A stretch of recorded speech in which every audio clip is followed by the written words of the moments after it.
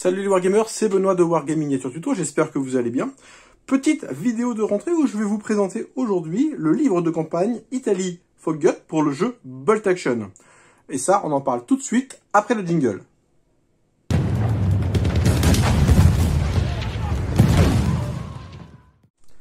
Nous voici donc à l'atelier pour découvrir le contenu de ce nouveau livre de campagne Italy Foggut pour le jeu Bolt Action. Alors je suis très content que World Games m'ait envoyé cet ouvrage, d'autant que j'avais été pas très tendre lors de ma dernière vidéo consacrée à une potentielle V3. Donc si vous ne l'avez pas regardé, je vous invite à le faire. Vous trouverez un petit lien au-dessus de cette image. Et c'est toute une réflexion que j'avais par rapport à une potentielle V3 dans Bolt Action. Un livre donc totalement en anglais, hein, c'était un petit peu l'objet de ma critique de la dernière fois, et qui fait 167 pages. Je l'ai survolé déjà dans un premier temps pour savoir un petit peu de quoi il allait être question, et il traite bien entendu de la campagne d'Italie. Donc ça c'est plutôt une belle chose. Qu'est-ce que je peux dire déjà sur le livre? Donc couverture souple, assez épais, excellente illustration comme d'habitude, hein. Osprey Games, ça c'est vraiment un beau partenariat qu'ont Warlord Games et Osprey Games, parce que très honnêtement les illustrations sont de toute beauté et moi j'aime beaucoup ça. C'est vraiment la marque de fabrique de Bolt Action et j'espère que ça va durer longtemps. Alors on ouvre le livre et on va regarder un petit peu le sommaire.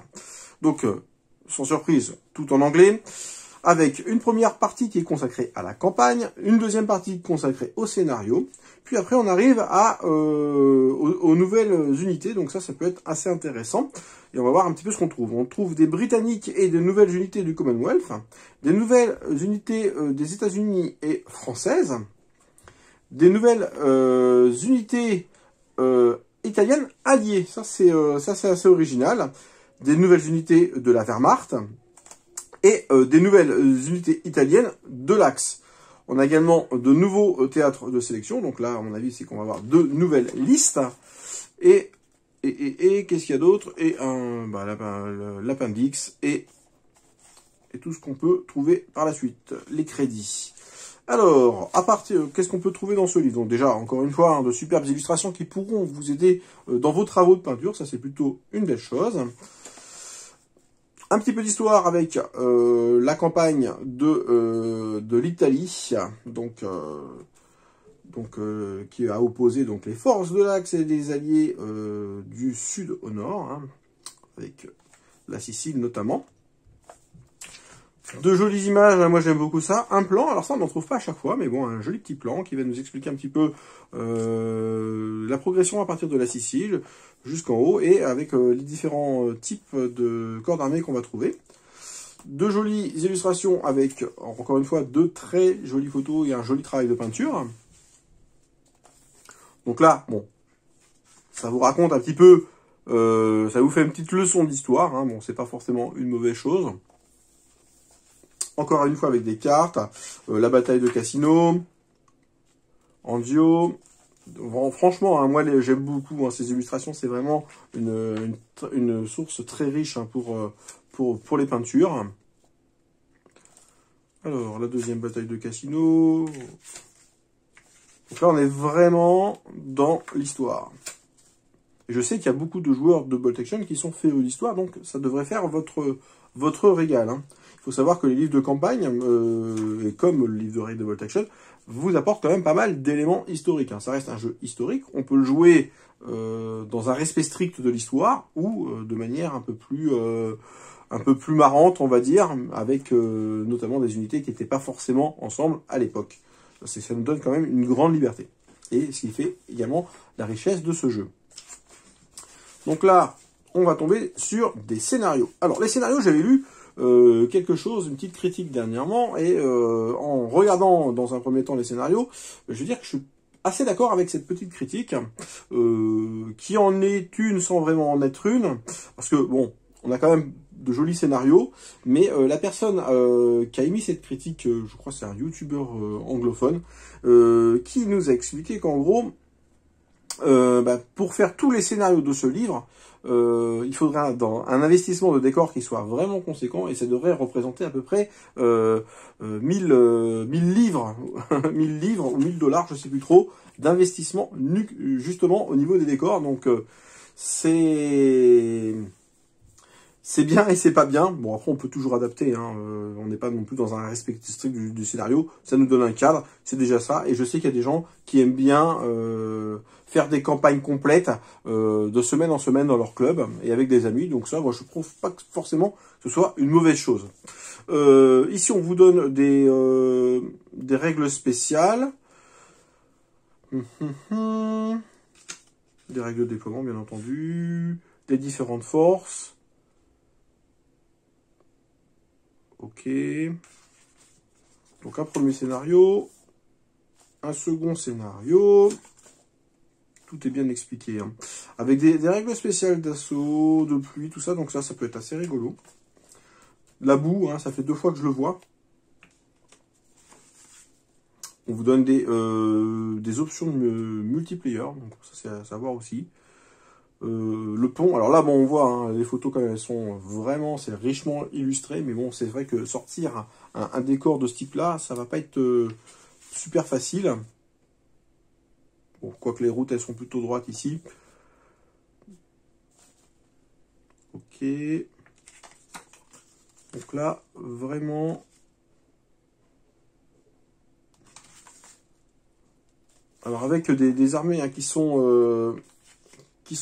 assez originales. Hein. On voit la Nouvelle-Zélande ici, assez rigolo. Vraiment, il y a pas mal de scénarios. Hein. Il y a vraiment de quoi vous amuser. Alors ici, totalement des ruines, les zones de déploiement, tout ça. Alors, ils ont fait un effort au niveau graphique hein, par rapport au scénario du livre de base. Hein.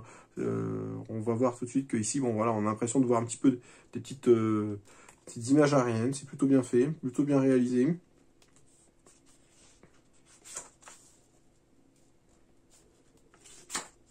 Opération Revenge, 8 scénarios déjà, bah c'est pas mal. Hein. C'est pas mal, c'est pas mal, c'est pas mal. Et puis toujours avec pas mal de choses. Alors ici, là, ça va être assez compliqué hein, de faire ce scénario. Avec pas mal de tranchées, des Dragon Thief, hein, des plots anti-tank. Ouais, c'est... Faut voir après au niveau de l'équilibre des scénarios. Je vais en prendre un, je vais prendre le 10, là, on va regarder un petit peu. Donc on a des forces américaines qui vont être confrontées à des forces allemandes. Voilà, bon, on a des objectifs. Bon, ça change un petit peu, hein, ça change un petit peu. Une jolie photo avec les lignes, voilà, c'est plutôt sympa. Mais c'est vrai qu'en termes de décor, je pense que les gens qui aiment bien faire du décor vont vraiment y trouver leur compte. On en arrive à la deuxième partie qui est consacrée aux unités britanniques et du Commonwealth, et ça c'est assez intéressant. Et à vrai dire, moi c'est ce qui m'intéresse le plus, parce que bon, les scénarios, c'est bien, c'est une bonne source d'inspiration, mais on est un petit peu on est parfois un peu bridé par le livre d'armée original, et on aimerait bien avoir upgrader un petit peu ses unités. Et ça peut être le cas ici. Alors, ici on a Nouvelle-Zélande, Maori, un officier, donc ça c'est plutôt pas mal. Alors, avec des règles spéciales qui sont plutôt intéressantes. Formidable Fighter. Ok. On va regarder un petit peu à quoi ça correspond tout ça, parce que ça c'est intéressant. Il y a pas mal de règles spéciales. Alors les Maoris, hein, c'est parmi les meilleures unités du jeu, donc je m'en fais pas trop. De l'infanterie de Nouvelle-Zélande, ok. Des Maoris, des Indiens. Alors, des Indiens d'Inde ou des Indiens d'Amérique, je ne sais pas. Des Indiens d'Inde. Ok, pas mal de Mountain Warriors, ok, Tank Hunter, ok, des Gourkhas, donc bon, ça aussi, c'est... Alors c'est des unités, de ce que je vois, quand même, qui sont plutôt balèzes, hein. C'est pas des petits rajouts, vraiment les Britanniques, ils ont été gâtés dans ce livre, et ça vous amène quand même pas mal de choses. Des Canadiens, des Polonais commando, alors les Polonais commando, autant vous dire, hein, ça ce sont les règles spéciales. Et je peux vous dire qu'il y en a beaucoup, beaucoup, beaucoup. Donc ça va être une bonne unité bien balèze.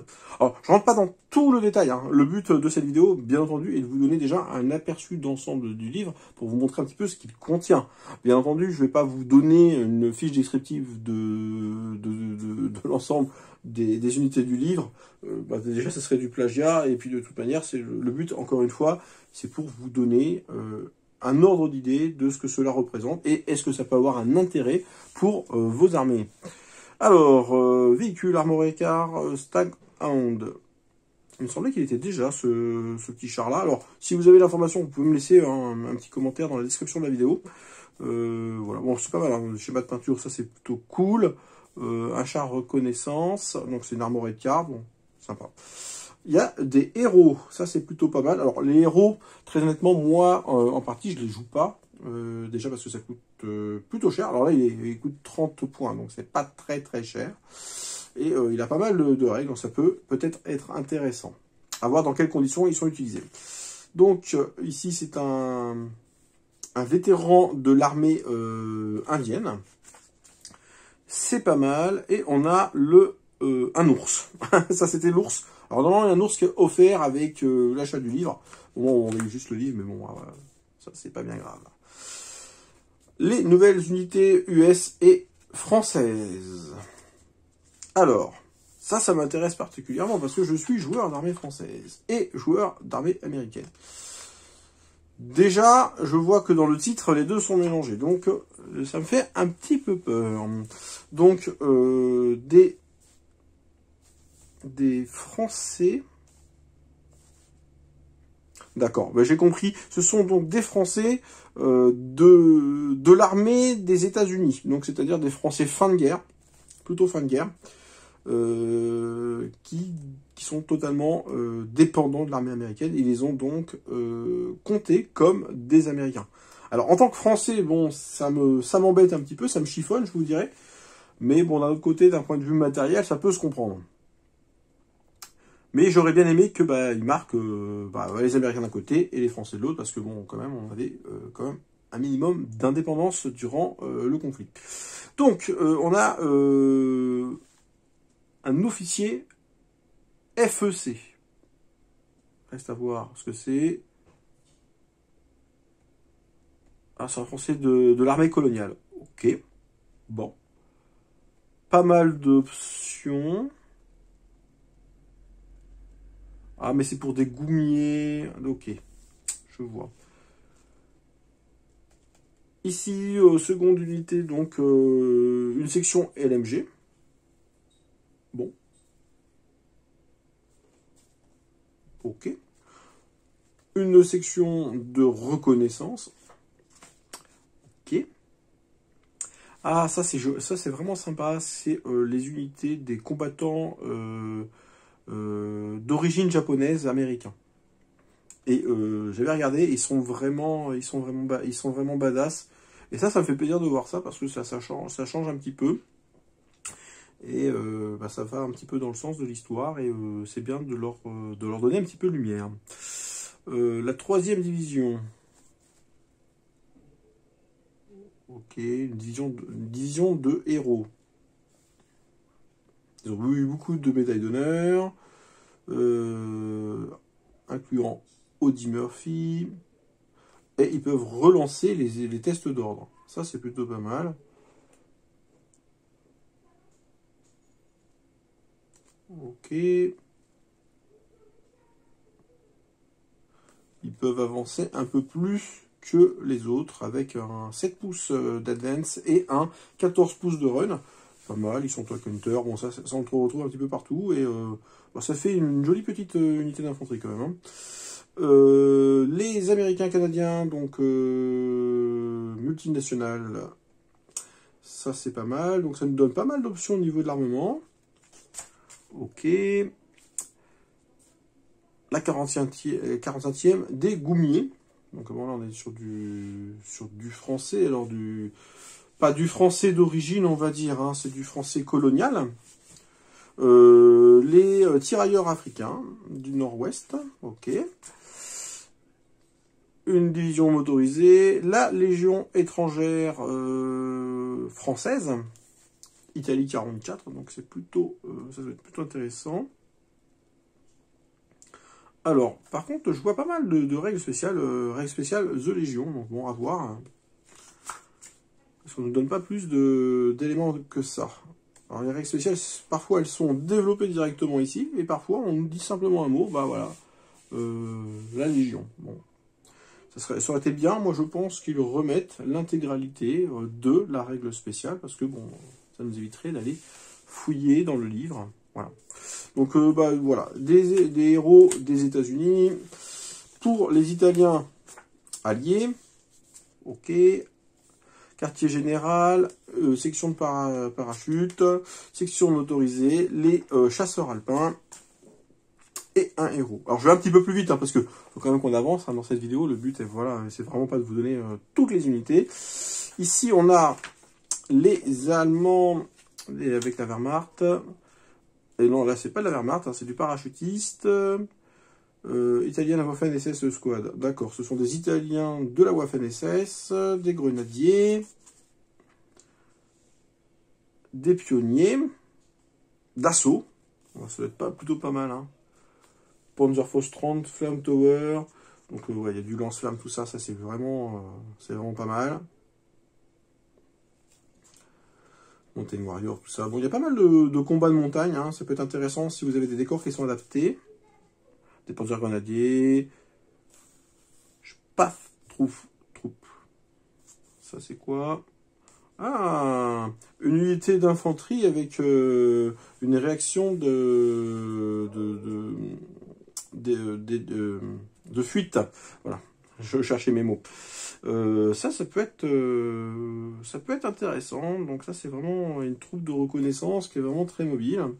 Donc des paras.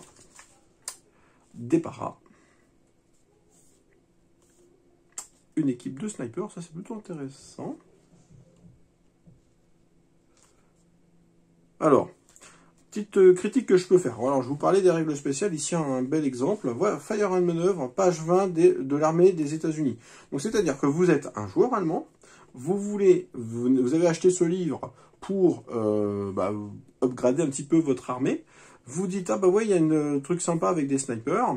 Ah bah, Fire and Maneuver, page 20 de l'armée des États-Unis. Donc, voilà. On vous renvoie vers un autre bouquin, qui est celui de l'armée des États-Unis. Donc vous êtes joueur allemand, donc logiquement c'est pas forcément le livre qui va vous attirer le plus, et en vous disant bah voilà que la règle elle est décrite là-bas. Donc il aurait été très bien que Warlord Games fasse l'effort de nous redonner la règle.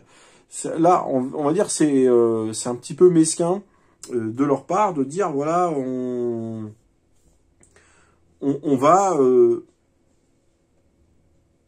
va essayer de...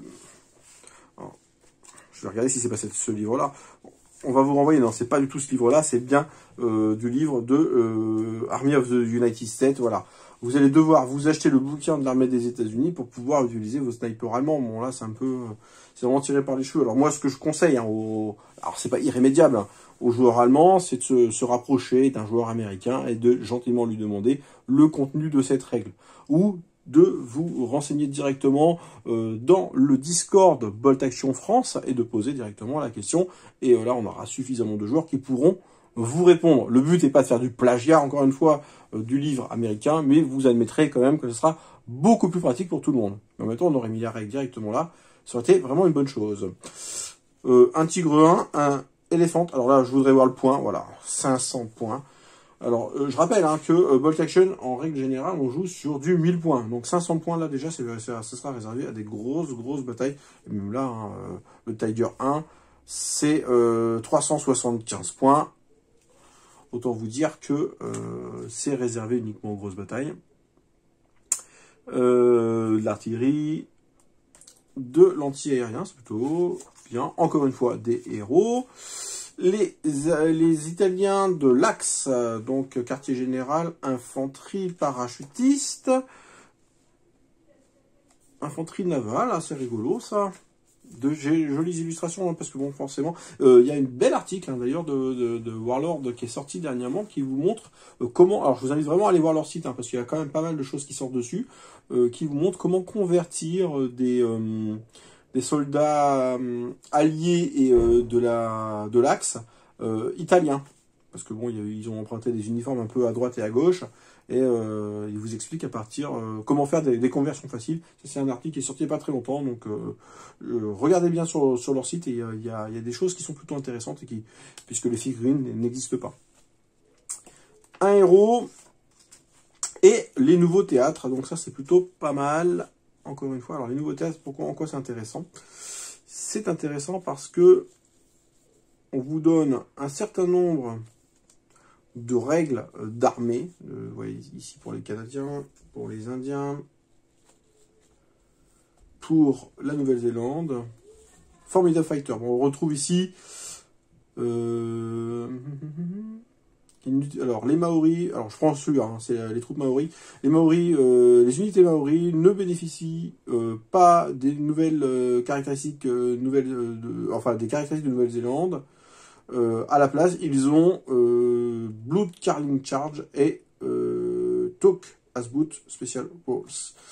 C'est super. Et c'est quoi ces règles-là? Eh ben, on l'a pas. Voilà. Si c'est là.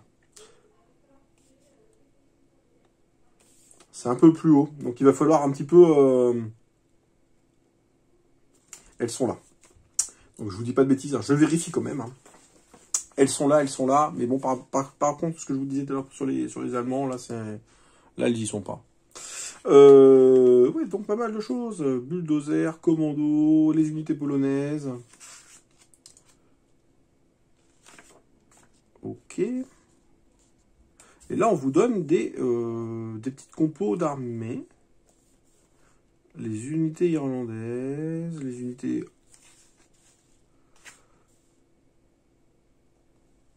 écossaises. Plutôt intéressant. Alors des listes, on va regarder vite fait hein, ce que ça nous dit. Un flingue lance-flamme, un sniper, 2 mortiers, une MMG, 4 sections d'infanterie, mais en question des infanteries spéciales. Chaplain, donc ça c'est plutôt rigolo.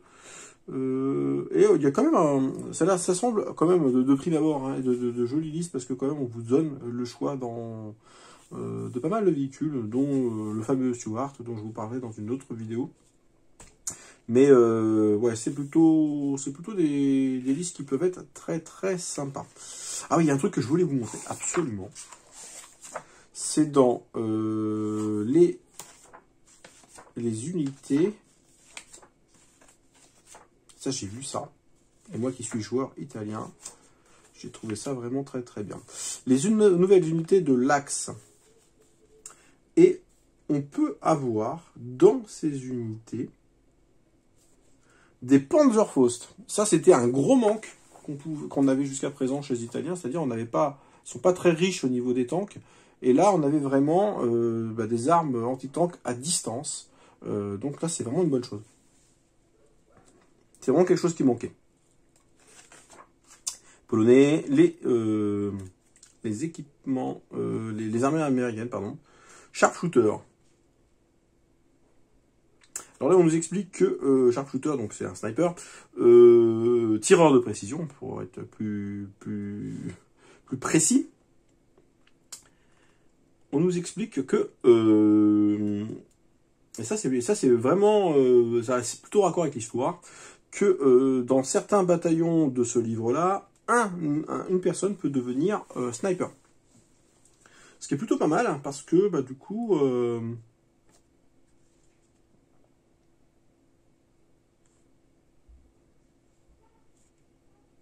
alors c'est pas le sniper tel qu'on le connaît, mais ça lui donne... c'est un tireur de précision dans l'unité. Et lui, il peut avoir plus 1 de modifieur quand on donne un test d'ordre. Donc ça coûte que 5 points, donc c'est plutôt pas mal. Alors, ce n'est pas le sniper tel qu'on le connaît, hein. C'est-à-dire qu'il fera pas des dégâts exceptionnels à chaque fois, mais bon, ça vous donne quand même un gars qui tire mieux que les autres. Ouais, c'est plutôt pas mal, je trouve. Ok, Anzio. Donc, il y a quand même beaucoup de listes. French Expeditionary Corps Special Theatre Selector. Donc là, c'est plutôt... Alors, c'est les armées françaises, elles sont vraiment très portées sur la Légion étrangère et les Goumiers et les Safis. Voilà, il y aura pas de troupes régulières à proprement parler, donc on est vraiment sur des troupes coloniales, hein, des troupes coloniales qui n'étaient pas les plus mauvaises, hein. Loin de là. Ok, donc de l'italien, de l'allemand.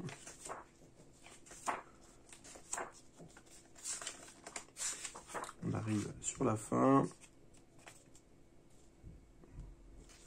Donc pas mal de règles spéciales, tout ça qui viennent se substituer finalement aux règles nationales. Donc ça peut vous sur des nations qui n'étaient pas très riches, on va dire là-dessus jusqu'à présent, ça peut quand même vous relancer quelques trucs pas mal.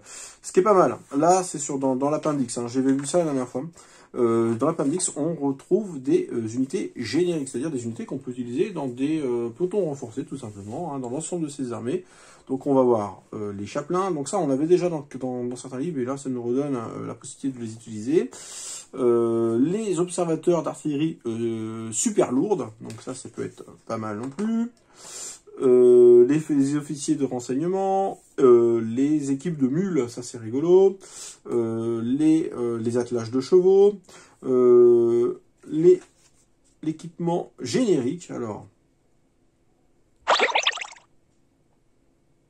ça ils disent que c'est tous les ingénieurs et pionniers de toutes les nations peuvent s'équiper de ça, plus 3 par homme, donc ça c'est plutôt pas mal, des torpilles de Bangalore, et des coupes barbelées. Donc,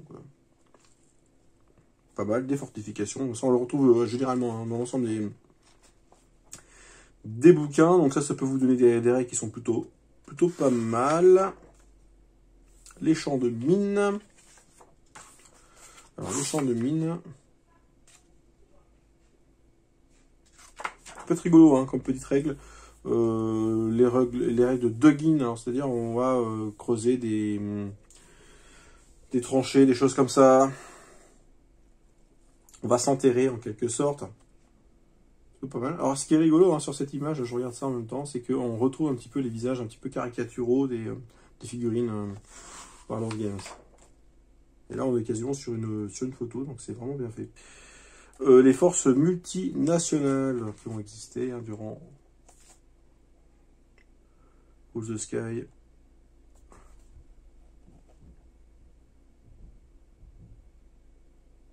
Ça vous change les règles d'arrivée des avions pour les Américains. Donc comme ils maîtrisent le ciel, finalement ce sera plus facile que l'avion arrive. Donc ça c'est parce que franchement l'avion américain, moi pour l'avoir joué pas mal de fois, c'est à double tranchant. Hein. Et bien souvent il se retourne contre moi. Ça fait bien rire mes adversaires par ailleurs, mais bon c'est une vraie sinécure de jouer ça. Voilà. Alors. Mon avis sur ce livre, hein, finalement on a fait presque une demi-heure de présentation. Alors je vous ai pas tout montré parce que bon, voilà, on va pas lire page par page, mais ça vous donne déjà une bonne idée de ce que l'on peut trouver dans ce livre. Est-ce que c'est un bon livre ? Oui, dans le sens où ça va nous apporter de nouvelles unités, de nouvelles listes d'armées, moi j'aime beaucoup ça, et de nouvelles idées de scénario et une campagne qui peut être très sympa à jouer. Donc oui, c'est quand même quelque chose qui va être intéressant. Même si je suis jamais fan des livres de campagne, il faut quand même avouer que celui-ci est particulièrement intéressant parce qu'il va mettre en lumière des armées qui jusque-lors n'étaient pas forcément les mieux pourvues. Je pense notamment à l'armée italienne. Et ici, on peut jouer côté allié comme côté de l'Axe. Donc, voilà, on se met un petit peu dans le sens de l'histoire avec une Italie qui était un petit peu divisée en deux. Et je pense également aux Polonais. Alors après, hein, on va on va être intéressé également par des autres unités comme les Goumiers. Alors, il y a des Français dedans, ça c'est mon petit regret, des Français, mais les Français ne sont pas considérés comme des Français, mais comme des Américains. Bon, allez, pour être sympa, ils auraient pu dire que c'était l'armée française. Bon, ça change rien au niveau du jeu, mais voilà, ça aurait été sympa. Des armées, des quelques unités intéressantes, je pense notamment aux unités Nisei américaines. Au niveau allemand, il y a quand même pas mal de trucs qui sont intéressants, avec notamment les paras qui peuvent amener pas mal de choses. Quelques véhicules intéressants, mais très très chers, on a pu le voir. Donc voilà, c'est un bon bouquin pour les joueurs, on va dire, réguliers et les joueurs qui veulent pousser plus loin leur connaissance de Bolt Action. C'est vraiment quelque chose que je vais quand même recommander, même si le système de livre de campagne, bon, vous avez compris que c'était pas toujours mon truc, mais bon là, très honnêtement, si on veut aller plus loin, et comme c'est mon cas avec mon armée italienne, sans ce livre-là, vous n'irez pas très loin. Au niveau des critiques, bon, elles sont plutôt restreintes, hein, vous l'avez bien compris. Bon, j'étais, voilà, bon, le format du livre de campagne, bon, ok, on va pas revenir dessus. Et le fait, bon, des fois que ça renvoie vers d'autres livres, et ça, bon, c'est un petit peu facile, on va dire. Hein. Ils auraient pu nous redonner ces règles-là, même si elles sont, en définitive, plutôt faciles à trouver. Voilà, c'était mon examen du livre de campagne Italy Foggut de Warlord Games pour le jeu Bolt Action. J'espère que cette vidéo vous aura donné un avis éclairé et plutôt objectif sur le livre et vous déterminera votre achat ou pas. Je vous remercie beaucoup pour votre fidélité et si vous n'êtes pas encore abonné, je vous invite à le faire. Je vous dis à très très bientôt pour de nouvelles aventures. Ciao, ciao!